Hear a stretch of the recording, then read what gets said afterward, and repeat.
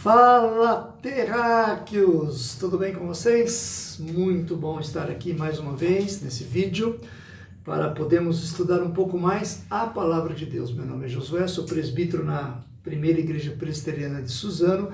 Esse é o canal O Presbítero, canal que você já deve conhecer. Se você não conhece, se inscreva nesse canal. Existem outros vídeos, anteriores a esse, eu convido você a assistir também, se você ainda não assistiu, porque nós estamos estudando a Bíblia, de Gênesis, capítulo 1, capítulo 2, agora o capítulo 3, e se você pegar os vídeos que estão numerados, 1, 2, 3, na sequência, eles vêm com uma sequência de assunto, Não esqueça de compartilhar, compartilhe o canal, ajuda nós aí, filho, a fazer esse canal crescer, porque o objetivo é um só, as pessoas poderem ouvir um pouco da palavra de Deus e se direcionarem, se colocarem na direção de Deus, Fazerem as suas vidas serem seguidas segundo o padrão das Escrituras, o padrão de Deus. Se a Bíblia é a nossa regra de fé e prática, então o padrão que Deus quer para nós está nas Escrituras.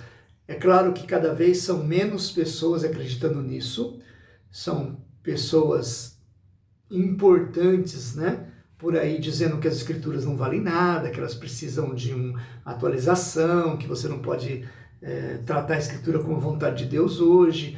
Então, é assim, o grupo daqueles que vão acreditar que as escrituras, elas são realmente a palavra de Deus inspirada, que deve servir para a nossa vida como via de fé, de crer e prática, cada vez será menor. Mas eu sou um deles e eu gostaria que você caminhasse juntamente comigo. Muito bem, nós estamos tratando o capítulo 3 de Gênesis, E no vídeo passado eu falei para vocês da estratégia que Satanás utilizou para seduzir Adão e Eva a descumprirem a vontade de Deus, e ele usou termos assim enganosos, colocando dúvidas na mente deles, no coração deles, e eles acabaram caindo, Como eu já disse anteriormente, Adão e Eva não eram perfeitos, eles não eram deuses, eles eram imagem e semelhança, eles eram íntegros, não perfeitos. Se eles fossem perfeitos como Deus é perfeito, jamais eles cairiam em qualquer tentação de Satanás. Satanás podia armar o que quisesse, eles não cairiam, mas o fato é que eles eram íntegros, e Deus os colocou em teste, isso é muito claro aqui. E eles não passaram no teste, O texto é muito claro de Gênesis capítulo 3, versículo 6, Vendo a mulher que a árvore era boa para se comer, agradável aos olhos e árvore desejável para dar entendimento, tomou-lhe do fruto e comeu, e deu também ao seu marido, e ele comeu. O que vai acontecer agora, Já na sequência, olha o versículo 7 do capítulo 3 de Gênesis. Abriram-se então os olhos de ambos, e percebendo que estavam nus, coseram folhas de figueira e fizeram cintas para si. Quando Deus fala para Adão, num pacto que ele faz com Adão, numa aliança, dizendo, não coma desse fruto, porque no dia que você comer desse fruto, você vai morrer. E o diabo vai falar, não, você não vai morrer, você será como Deus. Você já vê de cara aqui que a mentira de Satanás começa a cair por terra. Por quê? Assim que Adão come do fruto. Porque a mulher come e dá a Adão. Quando Adão come do fruto, o pacto era com ele. Então a coisa começa a acontecer. Comeu, abriram-se os olhos e perceberam que estavam nus. Essa ideia aqui é muito clara, muito evidente, de que já começou aí a transformação e a consequência da transgressão, do pecado de Adão e Eva. Quando eles descobrem que estavam nus, é estranho, Porque eles já conviviam nus anteriormente. Eles tinham uma pureza de mente e coração que ali eles não se envergonhavam, não havia uma vergonha, porque não havia ali a presença da malícia, do pecado. Então, eles eram pessoas não perfeitas, mas eram pessoas sem a presença dessa malícia do pecado, dessa lascívia, que o pecado trouxe. A morte espiritual já começa a dar sinais de evidências aqui. Depois nós vamos tratar mais para frente como a morte física vai acontecer com eles, Mas a promessa de Deus, que não mente, ela começa a se cumprir, porque é nítido aqui que eles já começam a sofrer as consequências do pecado. E olha que interessante, o pecado não só traz as consequências, mas ele começa a trazer reações equivocadas para se cobrir problemas com relação a isso. Olha o que eles fazem no próprio versículo 7. Olha, abriram-se então os olhos de ambos e percebendo que estavam nus, o que eles fazem? Eles coseram folhas de figueira e fizeram cintas para si, ou seja, eles cobriram aquilo que estava envergonhando eles, porque agora eles têm uma sensação estranha. Eles que foram feitos um para o outro, o pecado traz sobre eles uma coisa estranha, né? A nudez ali é uma coisa estranha, e você vê que a nudez é uma coisa estranha até hoje, né? Você não sai para trabalhar pelado, né? Nem pelada por aí.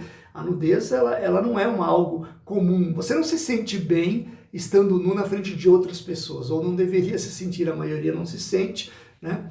Mas olha que coisa interessante, né? Diante do seu marido, da sua mulher, isso não acontece. Por quê? Porque é algo já extraordinário que Deus trabalha dentro do casamento. Tudo fora do casamento é uma coisa ruim. Mas aqui é algo estranho que acontece com eles, porque eles passam a ter vergonha e eles tomam uma ação equivocada. Ou seja, eles achavam que na solução deles, aquela figueira ia resolver o problema deles. Então a solução para a consequência daquele pecado, eles deram, e claramente é uma solução equivocada. Por quê?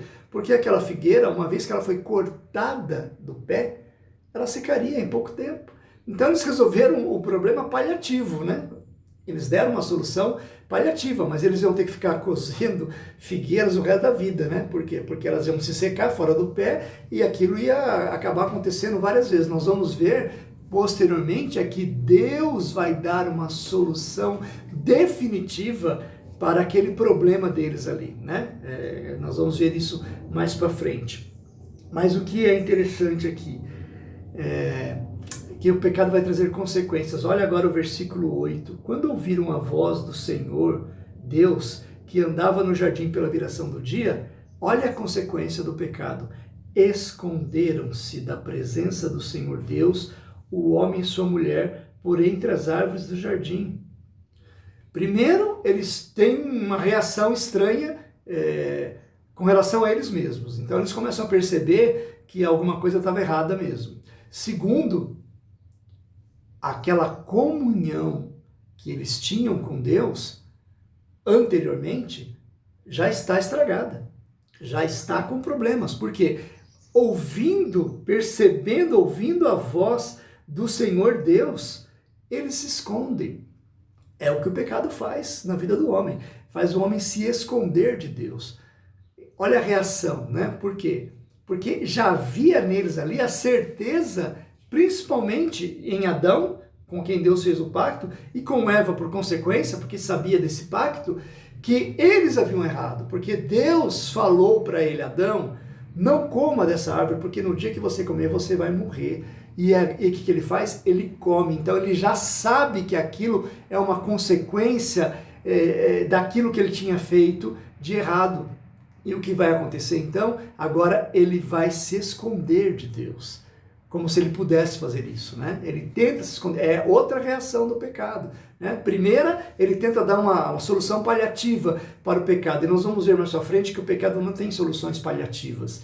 A solução do pecado é uma só, é Cristo Jesus, e nós vamos caminhar mais para frente com isso. Mas os homens tentam dar outras soluções. Aqui, ele vai fazer outra coisa, ele vai se esconder de Deus, porque o pecado não pode estar trabalhando à frente ou atuando à frente da santidade de Deus. Por isso que Deus vai resolver a questão do pecado em Cristo Jesus.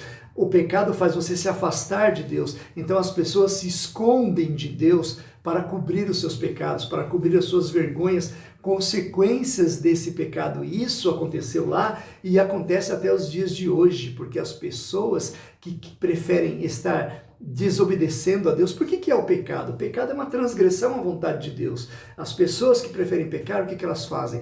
Elas criam seus meios paliativos equivocados e elas se escondem de Deus. Pode ver, uma das primeiras consequências que as pessoas que querem viver uma vida de pecado, que elas se entregam aos prazeres do mundo, é se afastar da igreja. Elas não querem mais a igreja, elas não querem um pastor, desculpe o termo, né? Tipo, enchendo a paciência. Eu quero ter minha vida, eu quero viver a minha vida, eu não quero uma igreja ditando regras para cima de mim, eu não quero um pastor em cima de mim falando o que eu devo, como devo fazer, segundo as Escrituras, eu quero ser livre, né? Então isso não é mais nada que uma fuga, na verdade é uma fuga. Por quê? Para você poder viver exatamente o que você quer. O que eles fazem aqui? Eles se escondem, como se isso fosse possível. E eu já vou encerrar aqui, porque o meu tempo é curto, nesses 2 versículos, dizendo que 2 coisas que são impossíveis de você fazer. É dar uma solução paliativa para o seu pecado, isso é impossível. Esquece, terráqueo, dessa ideia. Você nunca vai dar uma solução para o seu pecado. Cristo Jesus é a solução definitiva para o seu pecado. E a segunda coisa, você não pode se esconder de Deus, não há como se esconder de Deus. A tentativa limitada e absurda de Adão em se esconder entre as árvores já é uma visão clara de quem não tem a noção de quem Deus é. Como é que eles achavam que eles poderiam se esconder de Deus? E a pergunta que eu vou fazer para a gente terminar esse vídeo é muito clara. Você acha mesmo que saindo da igreja ou se distanciando dos seus amigos cristãos e fazendo as coisas que você quer fazer que são contrárias a Deus, você acha mesmo que você pode se esconder de Deus? Você tem essa noção equivocada que em algum momento na sua vida você pode realmente se esconder de Deus? Isso é impossível. Deus é um Deus soberano e é um Deus onipresente. Onde você estiver, Deus vai estar com você. Não existe a menor possibilidade de você se esconder de Deus. Pense nisso. No próximo vídeo nós vamos tratando os outros versículos, tá bom? Um abraço a você, muito obrigado por assistir esse vídeo e não se esqueça, se inscreva no canal e compartilha, toca o sininho, beleza? É isso aí, um abraço.